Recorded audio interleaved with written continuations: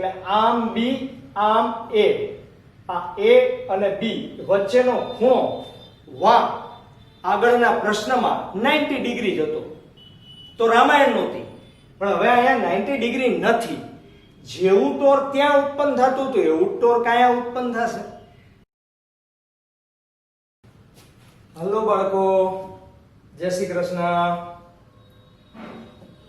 કાલે આપણે જે ક્વેશ્ચન ભણ્યા હતા એ જ ક્વેશ્ચન પાછો આજે ભણવાનો છે, પણ થોડો ફેરફાર સાથે. બે વસ્તુને આપણે સમજવાની છે. સૂત્રનું સ્વરૂપ એકનું એક જ છે, ટોર્કનું જ સૂત્ર છે, અને આપણે આઈ બી બી આવું આપણે સૂત્ર પ્રાપ્ત કર્યું હતું. એ જ સૂત્ર આપણે પ્રાપ્ત કરવાનું છે. એટલે અંતિમ પરિણામ બદલતું નથી, પણ અંતિમ પરિણામનું પાછું અંતિમ પરિણામ જે મળે સમજાવું છું કે અંતિમ પરિણામનું અંતિમ પરિણામ એટલે શું. બે વસ્તુને સમજો. પહેલા તો પ્રશ્નમાં શું માંગ્યું છે, કારણ કે આ બે પ્રશ્ન એવા છે કે એ તમને એક્ઝામમાં પૂછાય ત્યારે તમારે ક્વેશ્ચન ઉપર બરાબર નજર કરવી પડે, નહીતર એકને બદલે બીજી આકૃતિ અને એકને બદલે બીજી વસ્તુ તમે સાબિત કરી નાખો. પ્રશ્નમાં સ્ટાર્ટિંગ એક સરખું જ છે કે સમાન ચુંબકીય ક્ષેત્રમાં લટકાવેલ પ્રવાહધારિત લંબચોરસ ગુચડા પર લાગતા ટોર્કનું સૂત્ર મેળવવાનું છે. પણ ક્યારે? કે જ્યારે ગુચડાનું સમતલ સમાન ચુંબકીય ક્ષેત્ર સાથે અમુક ખૂણે હોય ત્યારે ચુંબકીય ડાયપોલ મોમેન્ટ કે જેનો પણ આપણે ઉલ્લેખ કર્યો તો એ ચુંબકીય ચાક માત્રા m ના પદમાં મેળવો. રેડી? તો હવે તમારે આકૃતિ સમજવાની છે. આકૃતિ 3 ડાયમેન્શનમાં છે એટલે મેં થોડો પ્રયત્ન કર્યો છે તમને સમજાય એવો. એટલે બરાબર સમજજો અને સમજી લેશો તો મગજમાં ચિત્ર કે જેને કન્સેપ્ટ કહેવાય એ ક્લિયર થઈ જશે, નહીતર મુશ્કેલી ઊભી થાય. આપણે કાલે જે પ્રશ્ન ભણ્યા એમાં આમ આવા લંબચોરસ ગુચડાને સમતલ સાથે આમ સુવડાવી દીધું હતું. રેડી? હવે અત્યારે તમને એમ લાગે છે કે આ જાણે કે આ લાઈન છે એ આમ અધર વહી ગઈ છે. ના, એવું નથી. આ આખે આખું ગુચડું જે આમ હતું એને બદલે એ ગુચડું અત્યારે આમ છે, આમ રાખેલું છે. એટલે તમને આ લીટી ઉપર જાતી દેખાય. વાસ્તવમાં આખે આખું ગુચડું પૈકીનો ઉપરનો તાર ને નીચેનો તાર આમ ત્રાંસા નથી થઈ ગયા. આ આખે આખું ગુચડું આ દિશામાં છે, અને જો આ દિશામાં હોય આમ, અહીંયા એન ધ્રુવ છે, વાયસ ધ્રુવ છે, અને એન ધ્રુવ થી એસ ધ્રુવ નો મતલબ એમ થયો કે આમ ચુંબકીય પ્રેરણ છે, આ ચુંબકીય પ્રેરણ આમ છે. પણ તમારું ગુચડું આમ હોય તો આ ગુચડાનું સમતલ છે, અને સમતલને લંબ રૂપે ક્ષેત્રફળ હોય. હવે અહીંયા દોરાય નહીં, એટલે આમ બી આમ એ, આ એ અને બી વચ્ચેનો ખૂણો વાં આગળના પ્રશ્નમાં 90 ડિગ્રી જ હતો, તો રામાયણ નહોતી. પણ હવે અહીંયા 90 ડિગ્રી નથી. જેવું ટોર ત્યાં ઉત્પન્ન થતું હતું એવું ટોર ક્યાં ઉત્પન્ન થશે. તો હવે આ જે આકૃતિ છે આ એનું એક્સપાન્શન કરી, વિસ્તરણ કરી અને બાજુમાં એ આકૃતિને આપણે દર્શાવેલી છે. હવે આપણી અત્યારે આ જે લીટી દેખાય છે એ લીટી આ સીધી નથી, પણ જ્યારે ત્રાંસી રાખવામાં આવે ત્યારે આ ત્રાંસી લીટી બતાવે છે. આ બતાવે છે, આ એનું મધ્ય બિંદુ બતાવે છે, આ મધ્ય બિંદુ બતાવે છે, આ બી ની દિશા બતાવે છે, આ બી ની દિશા બતાવે છે, અને આ દેખાય છે એ તમારો ક્ષેત્રફળ સદિશ છે અથવા ચુંબકીય ડાયપોલ મોમેન્ટ છે. યાદ રાખજો, ક્ષેત્રફળ સદિશની દિશામાં જ ચુંબકીય ડાયપોલ મોમેન્ટની દિશા હોય. એ ચુંબકીય ડાયપોલ મોમેન્ટની દિશા અત્યારે તમને અહીંયા દોરેલી નીચે દેખાય છે, પણ એ છે આમ, આમ છે. આ બી ની દિશા છે, આ એ ની દિશા છે. આ ધ્યાનમાં રાખજો. એટલે અહીંયા ખૂણો જે બને છે એ થીટા બને છે. અહીંયા હવામાં અહીંયા ખૂણો થીટા બને છે. હવે જો આ ખૂણો થીટા બને તો આ તમારી લીટી છે એને તો ક્ષેત્રફળ સદિશ, આ સમતલની લીટી છે, આ સમતલની લીટીને ક્ષેત્રફળ સદિશ તો લંબ રૂપે જ હોય. કેવો હોય? લંબ રૂપે. તો એની સાથે આ રેખા છે, આ રેખા અહીંયા દોરો, એ રેખા એ કેવી, કેટલા ડિગ્રી હોય? 90 ડિગ્રી. હવે ઈ રેખા 90 ડિગ્રી વાળી અહીંયા છે, આ આખી 90 છે, આ થીટા છે, તો આ 90 માઈનસ થીટા હોય, અને આ 90 માઈનસ થીટા હોય તો સામેનો ખૂણો 90 માઈનસ થીટા હોય કે ના હોય? આ બાજુની સાઈડ 90 માઈનસ થીટા હોય. આ a/2, અહીંથી અડધું અંતર એટલે a/2, અડધું અંતર એટલે a/2, બરાબર. તો હવે આ a/2 અંતર છે ઈ આ સીધું અંતર કહેવાય. આ કેવું અંતર કહેવાય? સીધું અંતર કહેવાય. અને આ અંતર છે એટલે કે હું અહીંયા નામ આપી દઉં છું તમારી સમજણ માટે. આને p છેડો કહો, આને q કહો. આ બુકમાં સમજાવેલું નથી, બરાબર. એટલે હું સમજાવું છું કે આ p અને q છે એ આ બંને વચ્ચેનું લંબ અંતર કહેવાય. બંને વચ્ચેનું શું કહેવાય? લંબ અંતર. બાકી એ લંબ અંતરને આધારે તમારે સૂત્ર પ્રાપ્ત કરવાનું છે. તો પહેલા સૂત્ર આપણે લખીએ. એક જ મુદ્દો નવો આમાં આવે છે, બીજો કોઈ મુદ્દો નવો નથી. બાકી એની એ જ રામ ને ઈને એ જ રેકડો, કાંઈ કરતા કાંઈ ફરક નથી. એટલે કે આકૃતિમાં એક લંબચોરસ વાહક ગૂંચળામાંથી I જેટલો નિયમિત વિદ્યુત પ્રવાહ પસાર થઈ રહ્યો છે. આ ગૂંચળાનું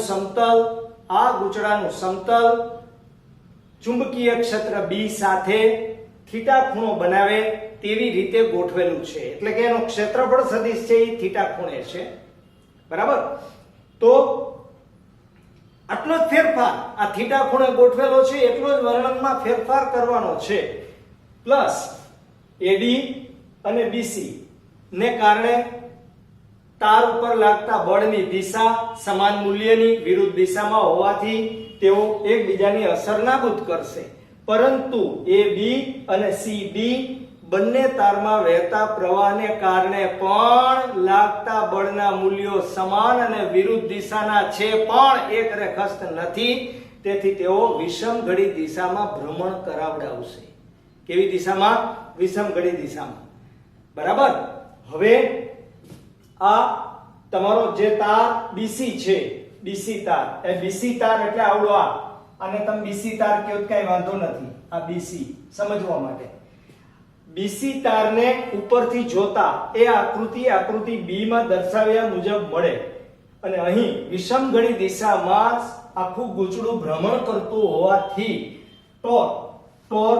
ટોર્કનો મતલબ છે એક બળ નું માન ગુણ્યા બંને બળો વચ્ચે નું લંબ અંતર. આમ બુકમાં સમજાવેલું નથી, આ સમજવા માટે છે. ડીપમાં અને ડિટેલમાં સમજાવવા માટે મેં આ લખેલું છે. કોઈ પણ એક બળનું માન, હવે આ બળ તમારું Q હતું, જે અસરકારક બળ છે અહીંયા લાગતું બળ છે F1 છે, ઓલું બળ F2 છે. બંને બળ લ્યો તો કઈ વાંધો નથી, એક બળ લ્યો તો એ વાંધો નથી. દાખલા તરીકે તમે એક જ બળ લીધું તો એક જ બળ લેતી વખતે I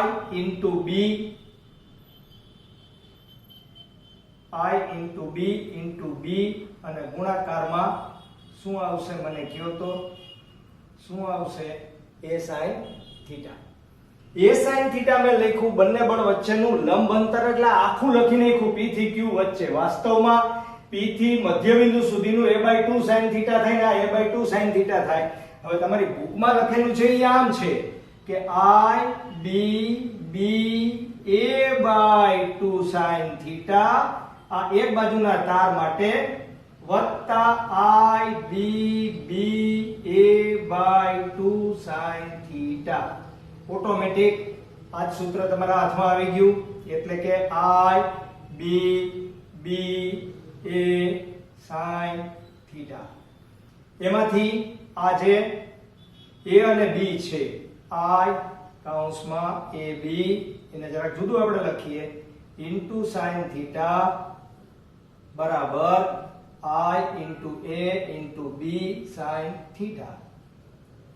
જ્યાં I A છે એને શું કહેવામાં આવે છે?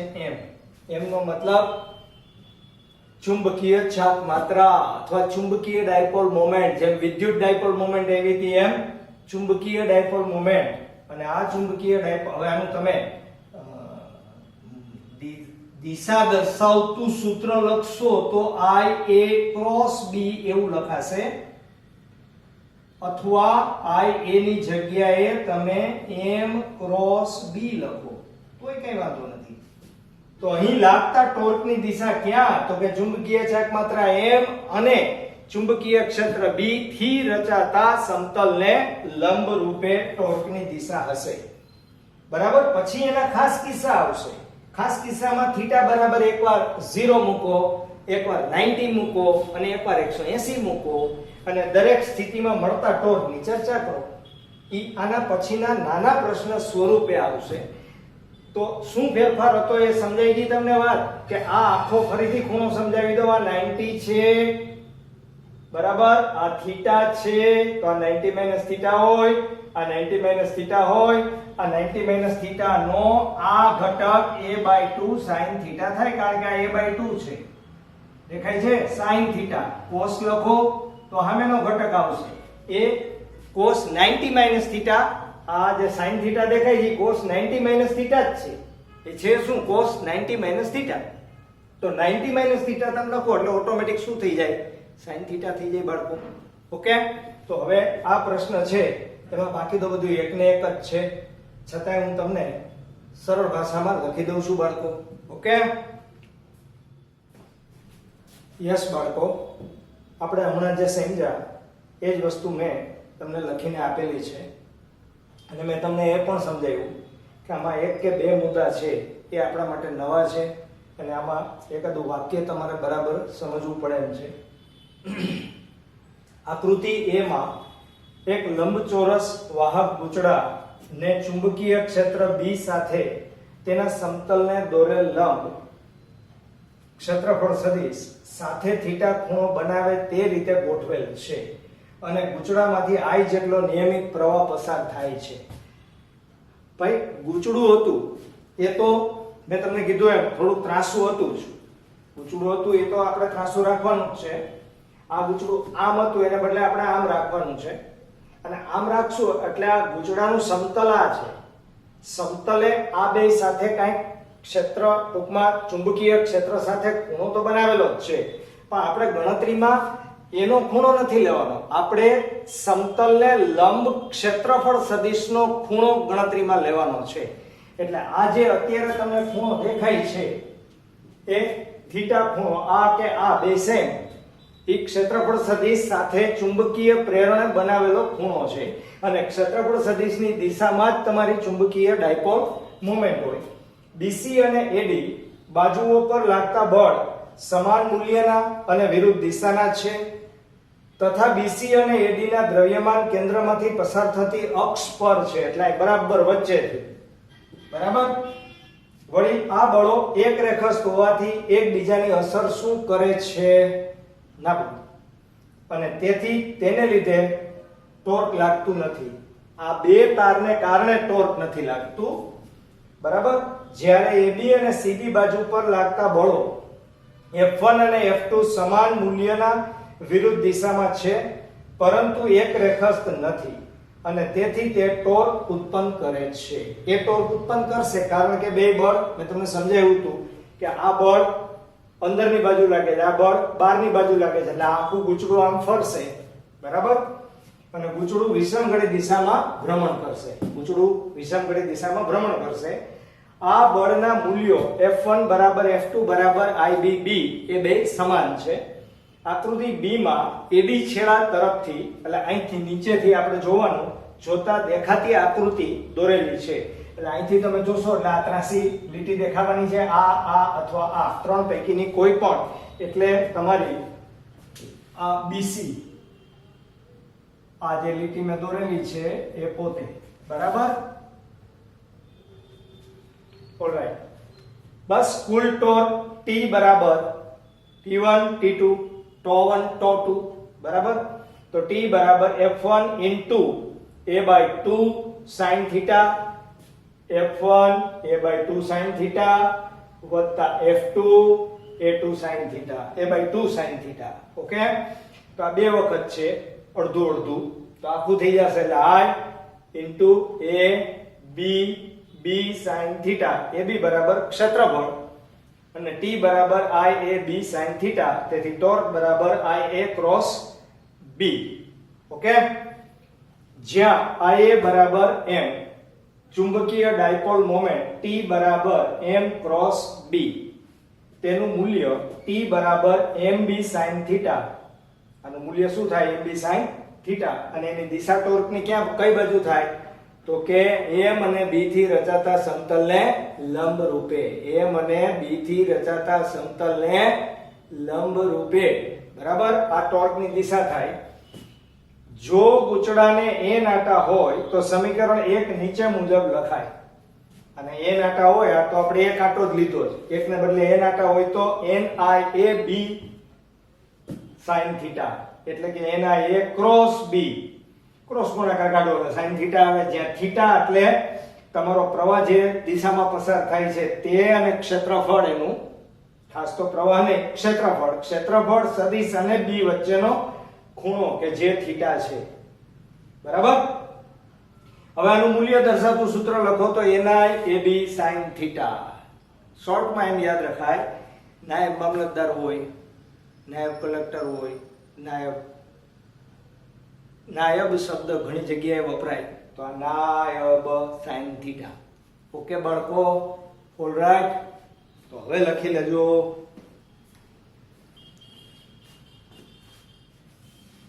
યસ બાળકો, સામાન્ય પ્રશ્ન છે એટલે મેં લખી જ નાખેલો છે, આમાં કઈ નવી વસ્તુ સમજવાની નથી.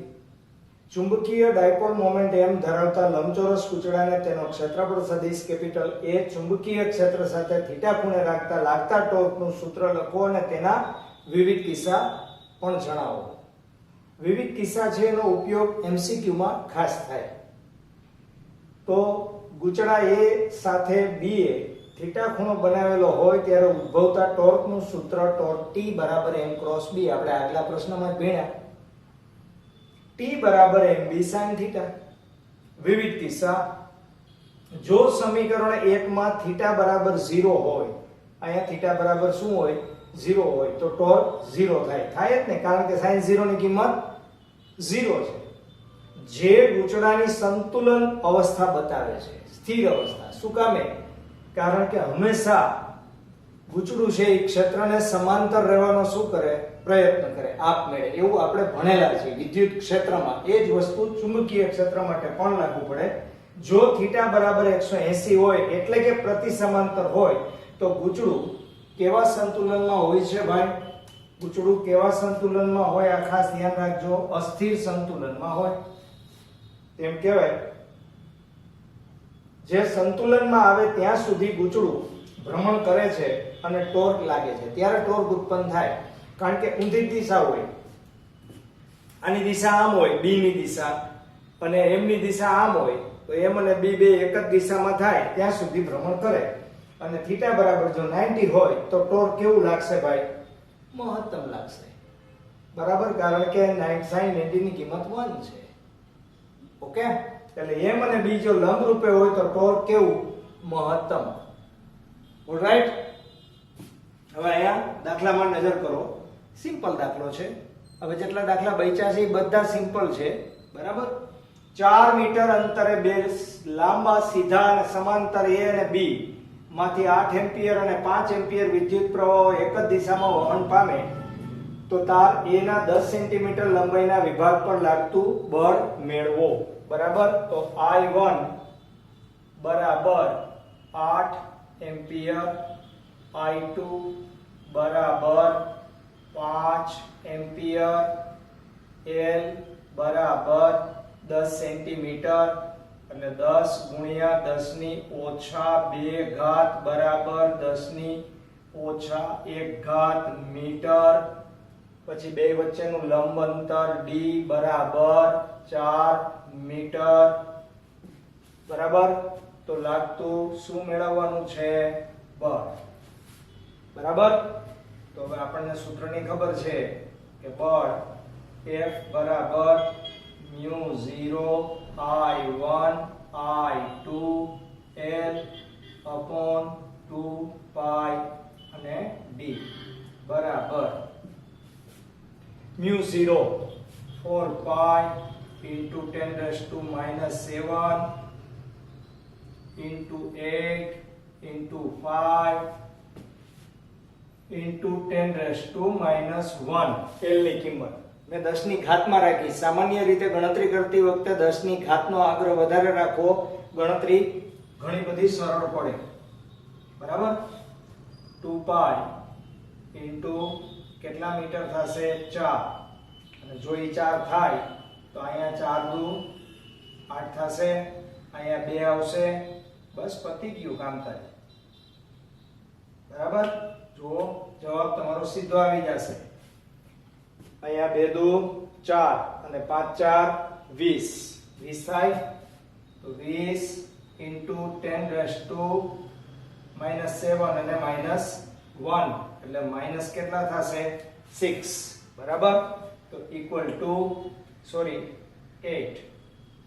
7 ને 1 8 થાય. બીજી કોઈ ઘાત નથી. તો અહીં એક 0 તમે કાઢી નાખો તો 10 ની ઉપર ઓછા 7 ઘાત આટલા ન્યૂટન આ બળ આવ્યું. એટલું જ નહીં, પણ ઘણી વખત તમને પૂછે કે આ બળ કયા પ્રકારનું છે, તો કે એક જ દિશામાં વિદ્યુત પ્રવાહ વહેતો હોય તો આપણે લખ્યું હતું ભાઈ કે આ બળ કયા પ્રકારનું હશે ભાઈ? આકર્ષી બળ હશે. કેવું બળ હશે? આકર્ષી બળ. Okay okay. યસ બાળકો, સ્વાધ્યાયના દાખલા છે 4.8 4.9 એકદમ સીધા સાદા આવડે એવા છે. 80 સેન્ટીમીટરના એક સોલેનોઇડ પર એટલે L બરાબર 80 સેન્ટીમીટર બરાબર 80 into 10 raised to minus 2 બરાબર 8 into 10 raised to minus 1 આટલા મીટર પર પાસ પાસે દરેક 400 આટા વાળા 5 આવરણ એટલે 400 વાળું 1 400 વાળું 2 3 4 5 એટલે કુલ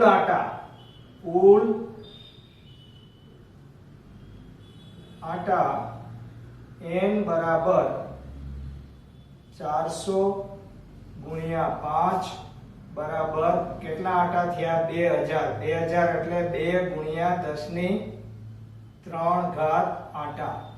બરાબર. સોલેનોઇડ નો વ્યાસ કેટલો આપ્યો છે? 1.8 સેન્ટીમીટર.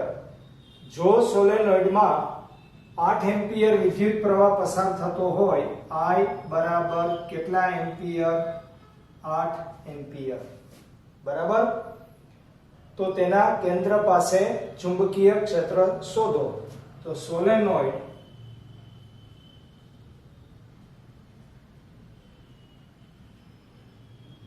ના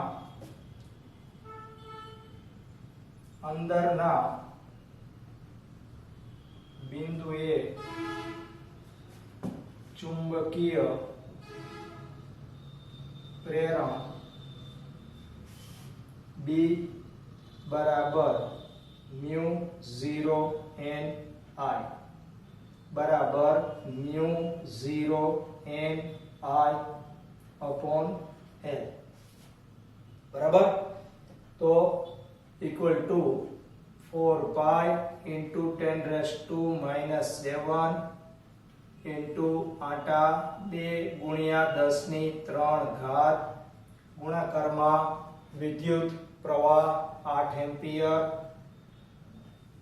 છેદમાં લંબાઈ તમને આપેલી છે 8 ગુણ્યા 10 ની ઓછા 1 ઘાત.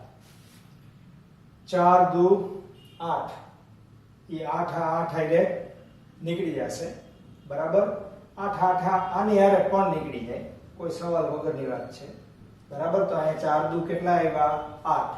બરાબર, એટલે b બરાબર 8 ગુણ્યા 3.14 ગુણ્યા 10 ની ઘાત લઈ લ્યો ઓછા 7 આ 3 એટલે ઓછા 4 વત્તા 1 એટલે 10⁻³ ઇક્વલ ટુ 8 4 32 3 11 1 25 25.12 × 10⁻³ આટલા ટેસ્લા. સામે વયા જાઓ.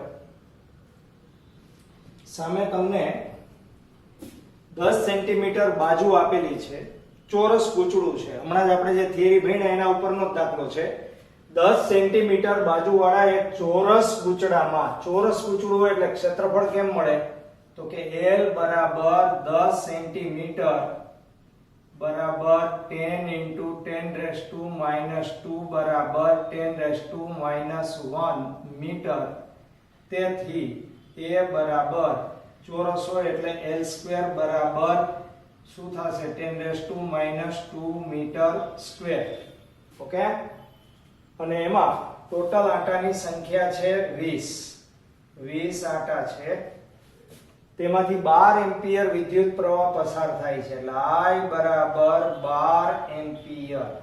પછી આ ગૂંચળું શિરોલંબ લટકાવેલ છે અને ગૂંચળાના સમતલને લંબ B બરાબર 0.8 ટેસ્લા મૂલ્યના સમક્ષિતિજ નિયમિત ચુંબકીય ક્ષેત્ર સાથે થીટા બરાબર 30 ડિગ્રી નો ખૂણો બનાવે છે. તો લાગતું શું શોધો? ટોર્ક. ટોર્કનું સૂત્ર તો તમને બધાને ખબર છે. ટોર્ક T બરાબર નાયબ sin થીટા, નાયબ sin થીટા બરાબર ઇક્વલ ટુ કેટલા આંટા છે? આંટા છે 20, પ્રવાહ છે 12, ક્ષેત્રફળ છે 10⁻², પ્રેરણ છે 0.8, પોઈન્ટ નહીં 8 ગુણ્યા 10⁻⁻1 ઘાત. બરાબર. હવે આવશે sin 30. બરાબર. તો અહીં કેટલા આવશે મને કયો? 12 × 24 એટલે 240 ગુણ્યા 8 ગુણ્યા sin 30 ની કિંમત 1/2 અને ગુણાકારમાં 10 ની ઉપર ઘાત -3. બરાબર. અને તેથી ટોર્ક T બરાબર કેટલા થશે? અહીંયા આ બેનો છેદ ઉડે એટલે 4 આવે અને 4 આની હારે ગુણો એટલે 24 4 96 એટલે 960 × 10⁻³ તેથી ટોર્ક બરાબર 0.96 ટેસ્લા. ઓકે ઓકે બાળકો, ક્લિયર? મોઢે દાખલા ગણતા જાજો બાળકો. ઓકે, જય શ્રી કૃષ્ણ.